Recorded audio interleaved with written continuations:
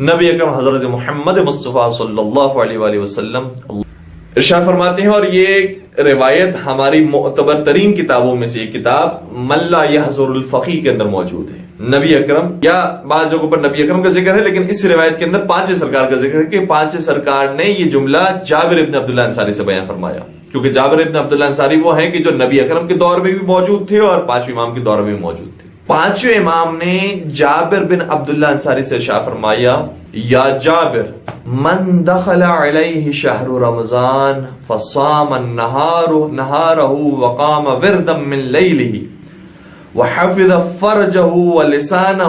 وغص بصرہ وکف آذاہ خرج من ذنوبہ کیوم ولدتہ امہ۔ فرمایا اے جابر، جو ماہ مبارک رمضان میں داخل ہو اور اس کے بعد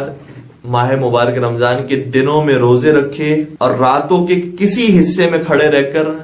قیام کرے اور نماز پڑھے، اور اس کے بعد اپنی شرمگاہ کو محفوظ رکھے اور اسی طریقے سے اپنے زبان کو برائیوں سے بچا کر رکھے اور اپنی آنکھوں کو اور اپنے ہاتھوں کو بچائے اور محرمات سے بچے، تو خرج من ذنوبہ کیوم ولدتہ امہ، تو یہ گناہوں سے ایسے پاک و پاکیزہ ہو کر ماہ رمضان سے باہر نکلے گا کہ جیسے ابھی شکم مادر سے اس کی ولادت ہوئی ہو۔ کتنی خوبصورت بات ہے کہ انسان ایسے گناہوں سے پاک ہو جائے گا اور ایسا معصوم اور اس بچے کی طرح ہو جائے گا کہ جو بالکل گناہوں سے دھلا ہوا ہو، پاک و پاکیزہ ہوتا ہے، کوئی گناہ کا دبا اس کے اوپر نہیں ہوتا۔ کتنی آسان بات ہے کہ جو روزہ رکھے، راتوں میں نماز پڑھے، اپنی آنکھوں کو گناہوں سے بچائے، اپنے ہاتھوں سے کسی کو اذیت نہ پہنچائے اور اپنی زبان کی حفاظت کرے، تو وہ گناہوں سے ایسے نکل آئے گا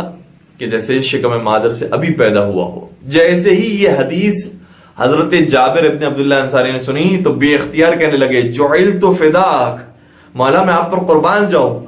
ما احسن هذا من حدیث، یہ کتنی خوبصورت حدیث تھی جو آپ نے بیان فرمائی، میں خوش ہو گیا۔ جابر یہ کہتے ہیں میں خوش ہو گیا کہ میں پاک و پاکیزہ ہو جاؤں گا اتنے آسانی کے ساتھ۔ جیسے ہی جابر نے جملہ کہا، امام نے فرمایا، قال ما اشد هذا من شرط، اے جابر تم یہ سمجھ رہے ہو کہ یہ بہت آسان باتیں ہیں جو میں ہم نے بیان کر دی ہیں،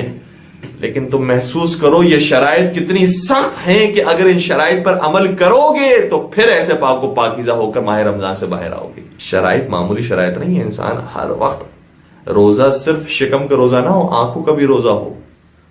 انسان کے کانوں کا روزہ ہو، ہاتھ اعضاء و جوارح کا روزہ ہو، کسی سے کسی کو تکلیف نہ ہو، اور انسان حقوق اللہ کی بھی حفاظت کرنے والا ہو اور حقوق الناس کی بھی حفاظت کرنے والا ہو۔